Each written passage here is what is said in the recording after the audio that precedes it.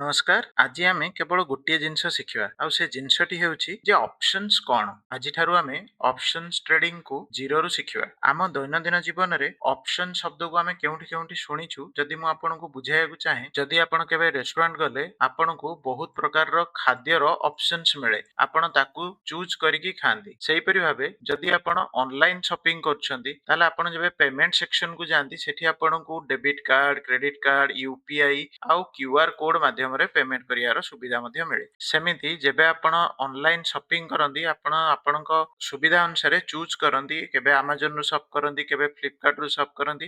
ସେମିତି ଆପଣଙ୍କ ପାଖରେ ବହୁତ ଅପସନ୍ସ ଥାଏ ଯେ ଆପଣ କୋଉଥିରୁ କଣ ଚୁଜ୍ କରିବେ ଆଉ କୋଉ ଅପସନ୍ସ ଚୁଜ୍ କରି ପେମେଣ୍ଟ ମଧ୍ୟ କରିବେ। ସେହିପରି ଭାବେ ଯଦି ଆପଣ କେବେ ମୋବାଇଲ ଫୋନ କିଣିବାକୁ ଚାହୁଁଛନ୍ତି, ଆପଣ ମୋବାଇଲ ଷ୍ଟୋରକୁ ଗଲେ ସେଠି ଆପଣଙ୍କ ପାଖରେ ବିଭିନ୍ନ ରଙ୍ଗର ମୋବାଇଲ ଫୋନ ଆଭେଲେବୁଲ ଥାଏ। ଆପଣ ସେ ଅପସନ୍ସରୁ କୌଣସି ଅପସନ୍ସକୁ ଚୁଜ୍ କରନ୍ତି। ବହୁତ ପ୍ରକାରର ବ୍ରାଣ୍ଡ ଆଭେଲେବୁଲ ଥାଏ, ସେ ବ୍ରାଣ୍ଡ ମାନଙ୍କ ମଧ୍ୟରୁ ମଧ୍ୟ ଆପଣ ଚୁଜ୍ କରନ୍ତି। ମୁଁ ଏଇ କଥା ଆପଣଙ୍କୁ ବୁଝାଇବାକୁ ଚାହୁଁଛି ଯେ ଆମର ଦୈନନ୍ଦିନ ଜୀବନରେ ବହୁତ ପ୍ରକାର ଅପସନ୍ସକୁ ଆଭେଲ କରୁ। କୋଉ ଅପସନ୍ସକୁ ଚୁଜ୍ କରିବା ସିଏ ଆମର ରିକ୍ୱାରମେଣ୍ଟ ଅନୁସାରେ ଆମେ ପସନ୍ଦ କରିକି ନଉ। ବୁଝିହେଲା? ତେଣୁ ସରଳ ଭାଷାରେ ଅପସନ ମାନେ ହେଉଛି ଗୋଟିଏ ଚଏସ୍ କିମ୍ବା ଏକ ବିକଳ୍ପ। ତାହେଲେ ଷ୍ଟକ୍ ମାର୍କେଟରେ ଏହି ଅପସନ ଶବ୍ଦ କାହିଁକି ବ୍ୟବହାର ହୁଏ, ଏହାକୁ ବୁଝିବା ପାଇଁ ମୁଁ ଆପଣଙ୍କୁ ଗୋଟେ ଛୋଟ କାହାଣୀ ଶୁଣାଇବାକୁ ଚାହୁଁଛି। କାହାଣୀଟି ହେଲା, ଥରେ ଆପଣ ଏକ ନୂଆ ଫୋନ କିଣିବା ପାଇଁ ପ୍ଲାନ କଲେ। ପ୍ଲାନ ଅନୁସାରେ ଆପଣ ଏକ ମୋବାଇଲ ଷ୍ଟୋରକୁ ଭିଜିଟ କଲେ। ସେଠି ଆପଣଙ୍କ ପାଖରେ ଆଗରୁ ଆପଣ ଭାବିକି ରଖିଛନ୍ତି ଯେ ମୁଁ ଏଇ ମଡେଲଟା କିଣିବି, କିନ୍ତୁ ଆପଣ ଯାଇକି ଯେତେବେଳେ ଷ୍ଟୋରରେ ପହଞ୍ଚିଲେ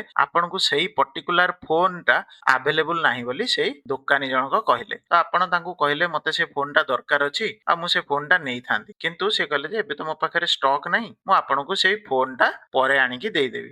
ଆପଣ ତାପରେ କହିଲେ ଯେ ଆଜିର ପ୍ରାଇସ୍ ଯେତିକି ଅଛି ମୁଁ କଣ ସେଇ ପ୍ରାଇସରେ ଆଉ ସେ ଭବିଷ୍ୟତରେ ପାଇବି। ସିଏ ଆପଣଙ୍କୁ ସେଇ ଜିନିଷକୁ ଏନସିଓର କରିବା ପାଇଁ ଆପଣଙ୍କୁ କହିଲେ ଆପଣ ଏକ କାମ କରନ୍ତୁ, ଆମ ଷ୍ଟୋରରେ ଏକ ଅପସନ୍ସ ଅଛି ଯେ ଆପଣ ଯଦି 500 ରୁପିଜର ଏକ କୁପନ ନେଇ ଯାଉଛନ୍ତି ତାହେଲେ ଆଗାମୀ 1 ମାସ ପାଇଁ ଆପଣଙ୍କୁ ସେଇ ପ୍ରାଇସରେ ମୋବାଇଲ ମୁଁ ଦେଇଦେବି। ଏ କଥା ଶୁଣି ସାରିଲା ପରେ ଆପଣ କଣ କଲେ, ରାଜି ହେଲେ ଯେ ଠିକ ଅଛି ମୁଁ 500 ଟଙ୍କା ଦେଇକି ସେ କୁପନଟା ରଖିଥାଏ। ତା ମାନେ ସେଲରଙ୍କ କହିବା ଅନୁସାରେ ଆଗାମୀ ମାସେ ଭିତରେ ଯଦି ପଇସା ବଢି ବି ଯାଏ ସେଇ ଫୋନର, ସେ ମତେ ଆଜି ପ୍ରାଇସରେ ଦେବେ। ଏ ଲକ୍ଷ୍ୟରେ ଆପଣ 500 ଟଙ୍କାର ଗୋଟେ କୁପନ ନେଇକି ଆସିଲେ। ଆପଣ ସେଲରଙ୍କ ସହିତ କଥା ହେଇକି କଣ କଲେ ନା ଗୋଟେ 500 ଟଙ୍କାର ଏଇ କୁପନଟାକୁ ଆପଣ ନେଇକି ଆସିଲେ। ସିଏ କଣ କଲେ, ସେଇ କୁପନରେ ମେନସନ କରିଦେଲେ ଯେ ଆଜି ହେଲା 1 ଅଗଷ୍ଟ 2026 ଆଉ 31 ଅଗଷ୍ଟ 2026, ମାନେ ଏଇ ଅଗଷ୍ଟ ମାସର ଶେଷ ଯାଏ ପ୍ରାଇସ୍ ମୋବାଇଲର ଯେତେ ବି ବଢିଯାଉ, ଯାହା ବି ହେଇଯାଉ, ଆପଣ ଏଇ 500 ଟଙ୍କା ଦେଇକି ତାଙ୍କ ଦୋକାନରୁ କୁପନ ନେଇଛନ୍ତି ମାନେ ବଢିବା ପ୍ରାଇସ୍